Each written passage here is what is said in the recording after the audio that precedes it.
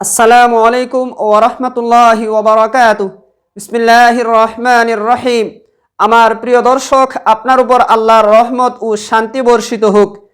প্রিয় দর্শক, আমাদের কাছে তদবির বিষয়ে যারা যোগাযোগ করেন, এদের একাংশ স্বামী স্ত্রীর মধ্যকার সমস্যা নিয়ে যোগাযোগ করেন। স্বামী বা স্ত্রী যদি পরকীয়ায় জড়িত হয়, কুকর্মে জড়িত থাকে, এই বদভ্যাস শয়তানি থেকে তাকে ফেরানোর তদবির বা আমল শেয়ার করছি ইনশাআল্লাহ। যাদের প্রয়োজন এই তদবির শেষ পর্যন্ত দেখুন, আমি সংক্ষেপেই বলার চেষ্টা করব ইনশাআল্লাহ। প্রিয় দর্শক, আপনি একজন স্বামী, আপনার স্ত্রী পরকীয়ায় জড়িত পরপুরুষের সাথে অবৈধ সম্পর্ক রাখছে, কি করে তারে সেই অবৈধ সম্পর্ক থেকে বারণ করবেন? অথবা আপনি একজন দুঃখিনী মেয়ে, আপনার স্বামী অন্য মহিলার সাথে অবৈধ সম্পর্ক রাখছে, তার পরকীয়া প্রেম কিভাবে আপনি এটাকে ছাড়াবেন? আসেন, সূরাতুল ফাতিহার মাধ্যমে এই আমল, এই তদবির করতে হবে। অত্যন্ত সহজ কিন্তু কার্যকরী, ফলপ্রসূ।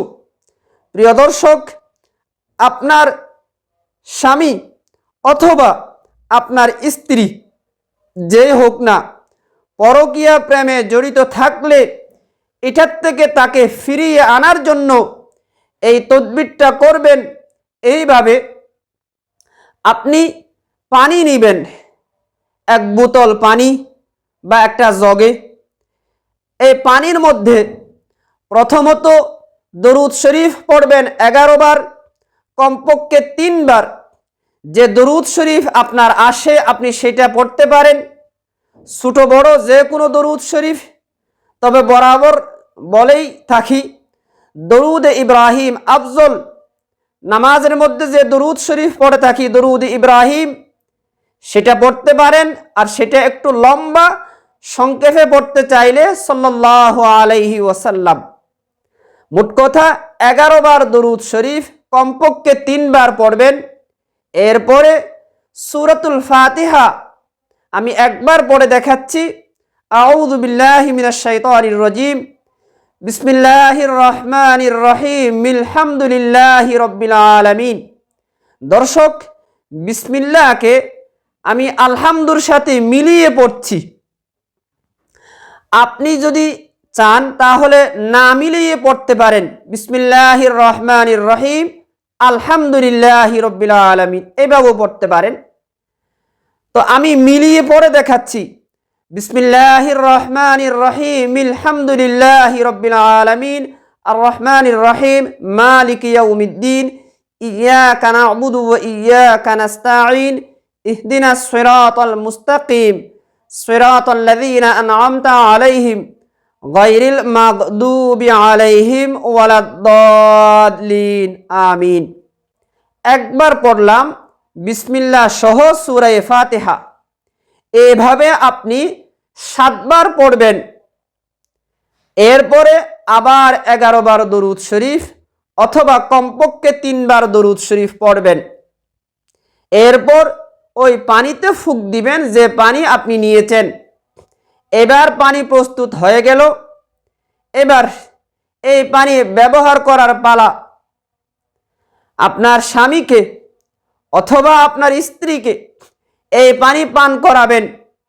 মনের মধ্যে এই উদ্দেশ্য, এই ইচ্ছা রাখবেন, আপনি স্বামী, আপনার স্ত্রীর সমস্যা, আপনার স্ত্রী যাতে পরকীয়া প্রেম থেকে ফিরে আসে, তার এই শয়তানি অভ্যাস যাতে চলে যায়, এই মনোবাসনা ইচ্ছা মনের মধ্যে রেখে তারে এই পানি পান করাবেন। অথবা আপনি স্ত্রী আপনার স্বামীর জন্য এই তদবির করছেন, তাহলে মনের মধ্যে আপনি এই ইচ্ছা রাখবেন, আপনার স্বামীর শয়তানি অভ্যাস, পরকীয়া প্রেমে জড়িত থাকা, এই সমস্যা যাতে চলে যায়, যাতে আল্লাহ তারে হেদায়েত দেশে ভালো হয়, এই মনোবাসনা ইচ্ছা মনের মধ্যে রেখে এই পানি তারে পান করাবেন। দিনে 3 বার, সকালে, দুপুরে, রাত্রে।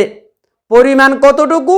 আধা কাপ বা 1 কাপ, যতটুকু আপনার জন্য সুবিধাজনক হয়। আধা কাপ বা 1 কাপ করে সকালে একবার, দুপুরে একবার, রাত্রে একবার পান করাবেন। দিনে মাত্র 3 বার, এটা ডোজ বেশি নয়। আপনারা জ্বর হলে দিনে 3-4 বার ওষুধ খাচ্ছেন না, নাফা প্যারাসিটামল খাচ্ছেন না, তো এটা দিনে 3 বার, এত বেশি না, একটু কষ্ট হবে। দিনে 3 বার করে পান করাবেন 7 দিন পর্যন্ত, ইনশাআল্লাহ এই সমস্যা চলে যাবে।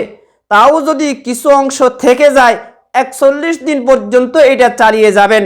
আর আমার জন্য দোয়া করবেন। অবশ্যই আমি আপনার উপকার করার চেষ্টা করেছি।